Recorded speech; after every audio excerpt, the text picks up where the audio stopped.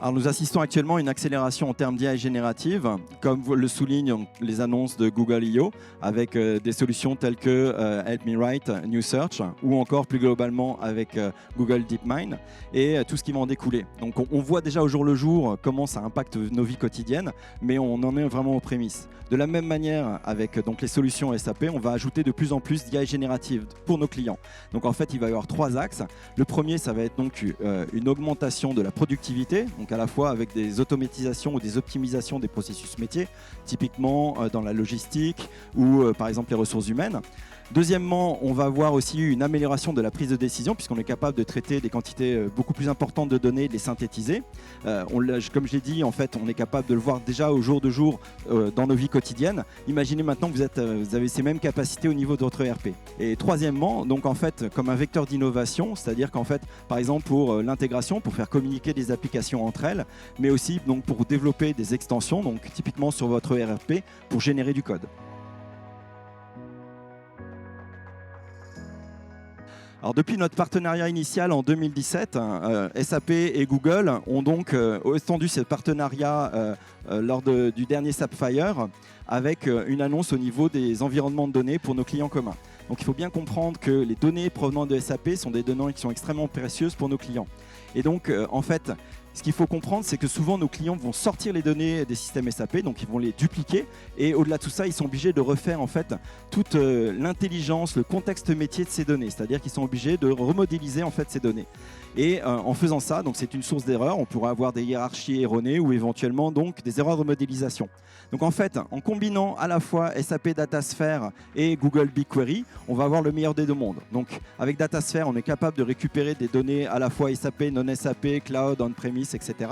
Et en fédération ou en réplication. Et on a surtout la possibilité de récupérer pour des données SAP, de récupérer ce contexte métier que je citais tout à l'heure. Donc ce contexte métier, cette richesse-là, et aussi la traçabilité pour comprendre comment la donnée a été calculée et ce qu'elle représente. Et de la même manière, avec Google BigQuery, on est capable de faire le traitement des données, de faire l'analyse de ces données, de comprendre aussi, par exemple, de faire des analyses prédictives poussées. Donc en fait, avec cette co-développement qui a existé pour cette bidirectionnalité entre SAP DataSphere et Google BigQuery, on a cette possibilité-là. On va donc enrichir, vraiment sortir toutes les données, la richesse de ces données.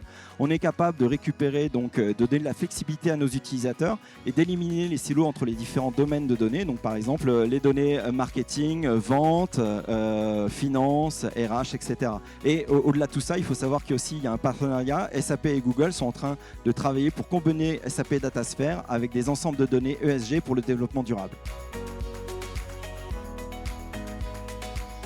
Alors au-delà du point que je viens d'évoquer, il faut savoir aussi que lors du dernier Sapphire, SAP a communiqué donc sur le Green Ledger. Donc en fait, au-delà d'un livret comptable, on est sur un livret environnemental qui va permettre à nos entreprises d'équilibrer à la fois leurs entrées et sorties en termes d'émissions carbone.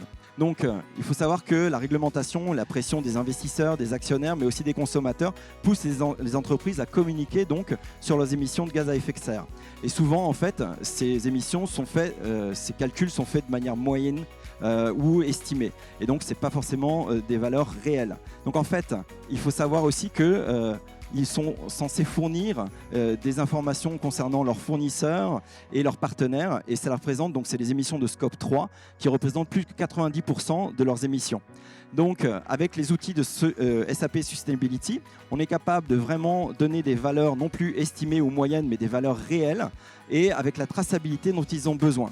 Donc il faut savoir que toutes ces innovations sont disponibles uniquement dans le cloud avec des solutions de type Rise with SAP ou Grow with SAP. Et en plus, il faut savoir que dans le partenariat avec Google, avec les plateformes donc Google Cloud, toutes ces plateformes sont neutres en carbone et il est prévu qu'elles soient carbone free en 2030.